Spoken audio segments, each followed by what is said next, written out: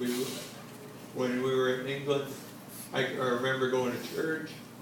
I remember going to Sunday school. And I remember a little bit about that.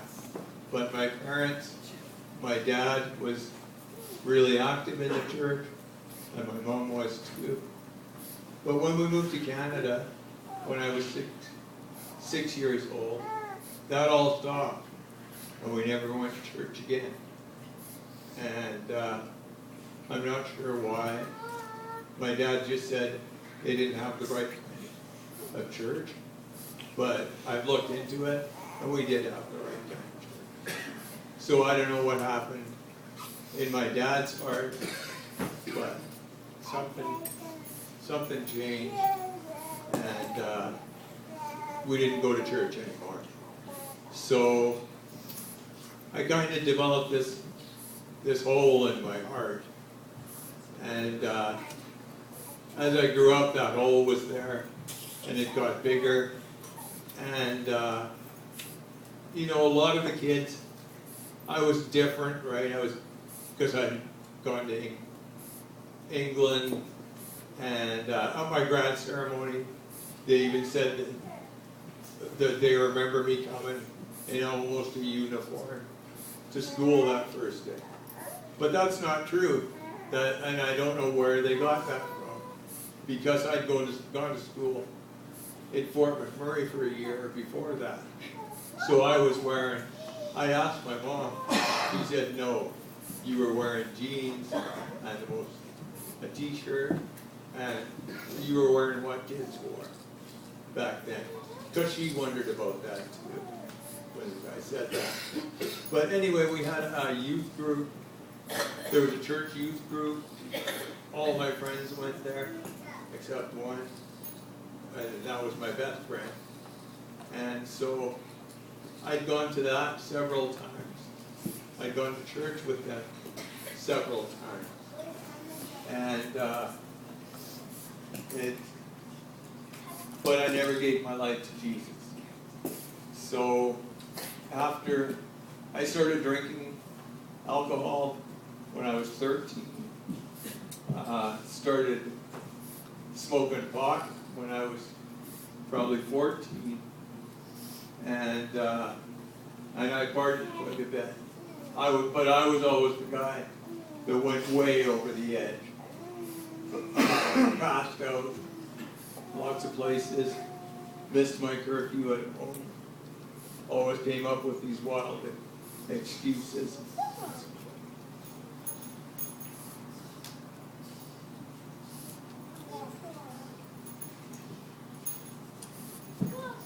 And got busted a few times, several times. Got kicked out of school on a 3-day suspension for drinking. Back then, they didn't send you to rehab. They called your parents. So that's real. Some kind of rehab. Yeah, so I graduated from school, moved to Calgary, and became a cowboy. I didn't go anywhere without my cowboy hat. I could do all the cowboy dances in the cowboy bar. And to make it real, I joined a rodeo team. So we would go to rodeo practice on Wednesday nights. And I chose bareback, so I'd ride a few bareback horses, kick off back to the bar, where we were heroes, right? Because we were real cowboys. And I had a jacket that said Mount Royal College rodeo team, but I never made it through Mount Royal College because there was a bar there, and I drank way too much, so I'd always run out of money, and so I kept a job through all those periods. I learned to be a surveyor, the transit, the level, and I was pretty darn good at it. And I always got promotion, but I could never become the next level because I'd never gone to school for serving. And back then, of course, you had to have some kind of school. And my life was full of drinking and drugs. I loved to smoke pot. I loved to smoke hash, mushrooms, loved it. Acid, LSD.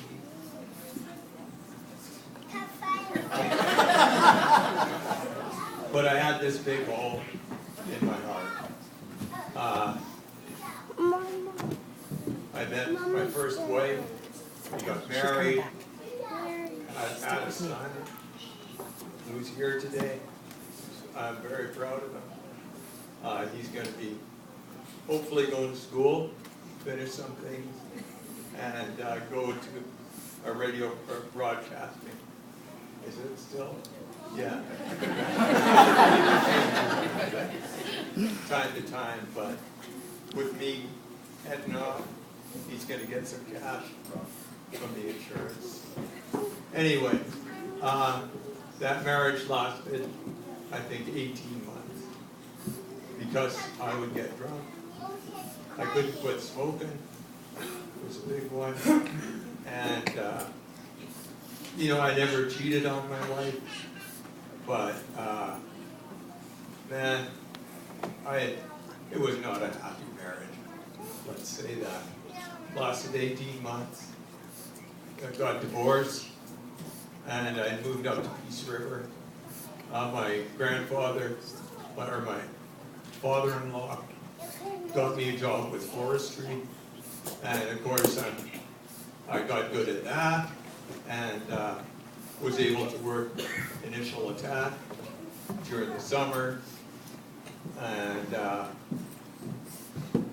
learn some timber management skills in the winter, which would lead on to get me better jobs. But I went on doing that till I was 30, and I had this big hole in my heart. Tried to fill it with sex, drugs, and rock and roll, but it didn't work. And I drank.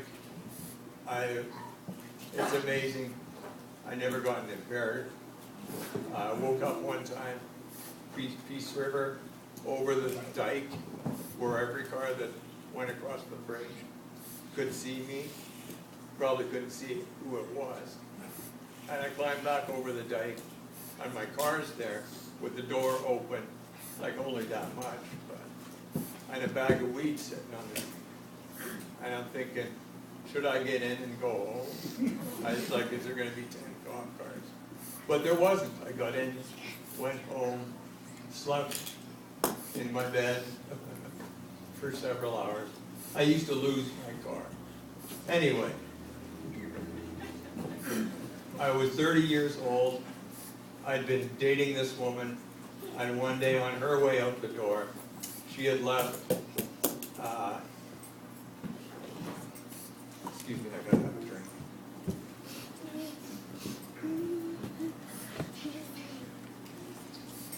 She had left a knife stuck in the wall through a newspaper with the AA ad circled.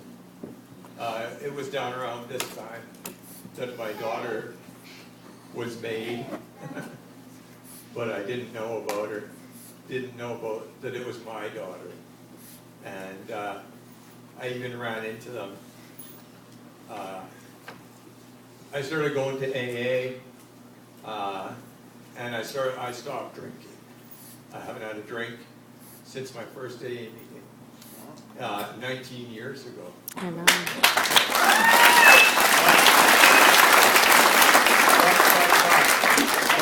But, a big but, I stayed on the marijuana maintenance program for 2 years.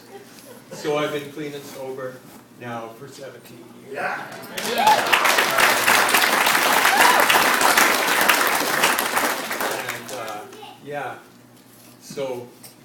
And I actually ran into my my daughter's mother, and who's also here today. And it's funny how you keep these relationships through the years. Anyway, but I was ripped when I met her, because we just smoked a joint, and we'd gone there to get drinks, and people that were there with her were saying, "Oh, she really likes you," and scared me a little bit. But I'd been assured that this was not my child. So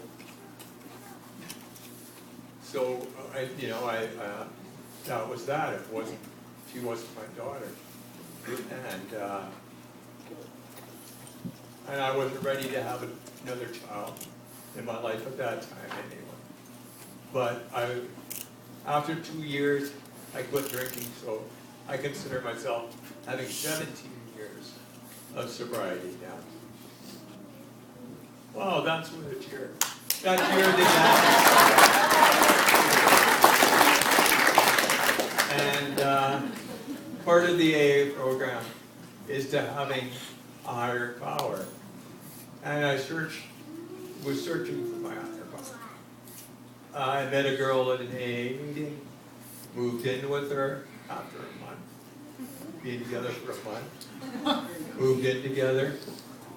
Nowadays, that's considered a long time. But it wasn't back then. And she had 3 kids. So it kept me pretty busy. I was doing the forestry job, and I was doing the program, going to meetings. I could never get past step 4, which is the inventory part. Could never get past that.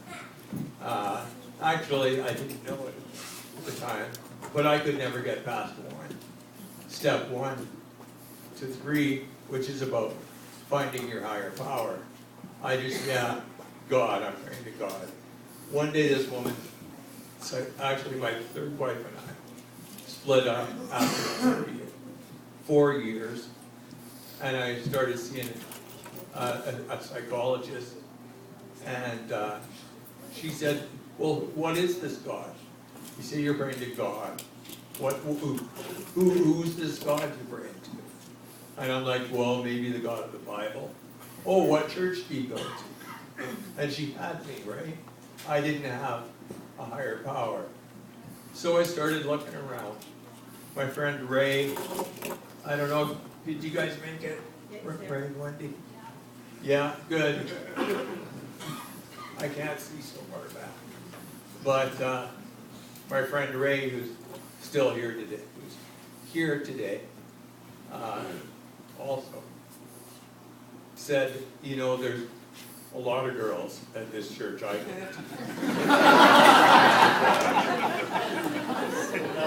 And it's pretty rock and roll. Pretty rock and roll kind of church. So I said, yeah, I'll give it a go. And I went there, and it was amazing what was going on there. And I loved it.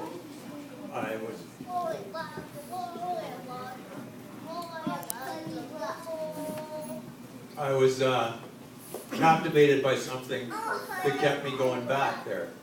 But they walked around, and this guy, Dwight Hayes, said, "One day, Tim, you're going to run up to the front," when they did the altar call.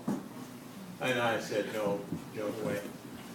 No way. Well, about a month and a half after that, I'd been going there for 4 months.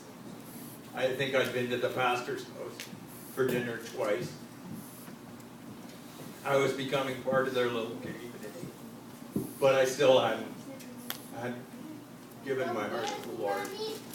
And then one day, Pastor Gary preached a message about healing and about forgiveness and about faith, but mostly about forgiveness, about the Lord forgiving you for your sins. And that was it. I jumped up, I read to the front. Praise God. Yeah, praise God. And so Dwight, who's here, led me to the Lord. Hallelujah. I prayed that prayer, in, I think, what, 1998? Was it? 1998. So, yeah. And all of a sudden, that big hole in me was filled up with God. And I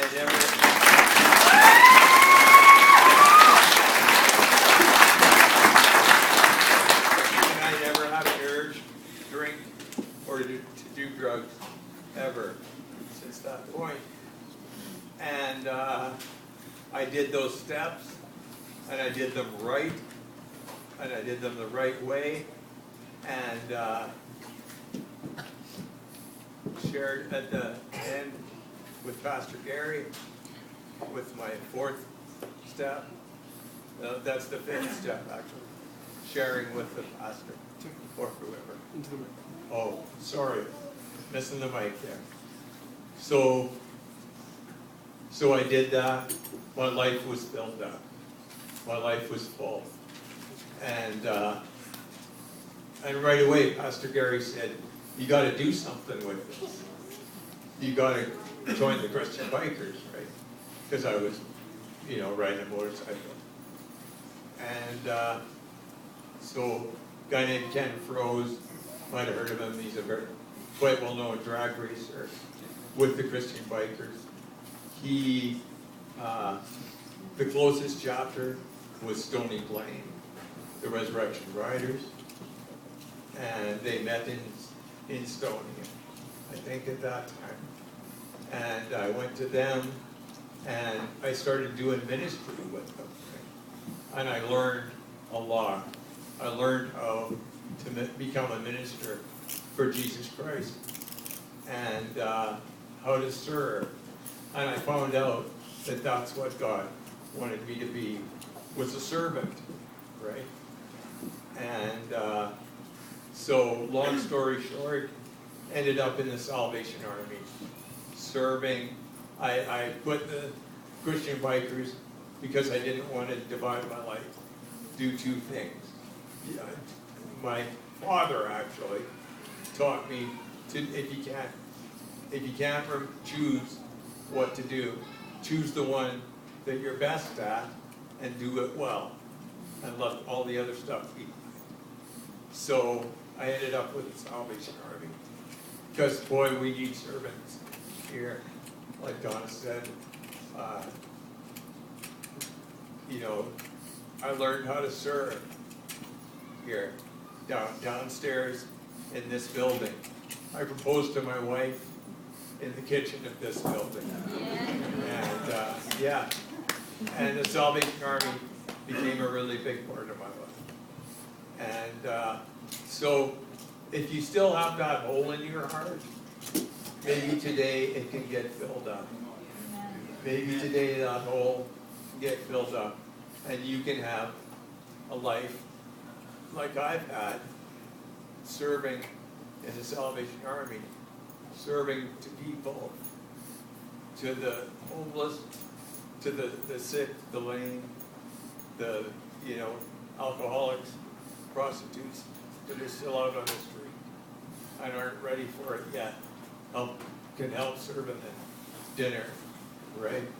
And you get to tell them about God. And you learn how to be a minister of the Lord. The Christian Biker taught me how to be a minister. I learned so much from them, going to seminars, going to things. And it prepared me for what I'm doing now with the Salvation Army.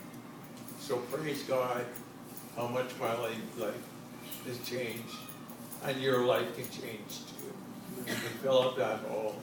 You can be what you can be, but be there with God. So, thank you.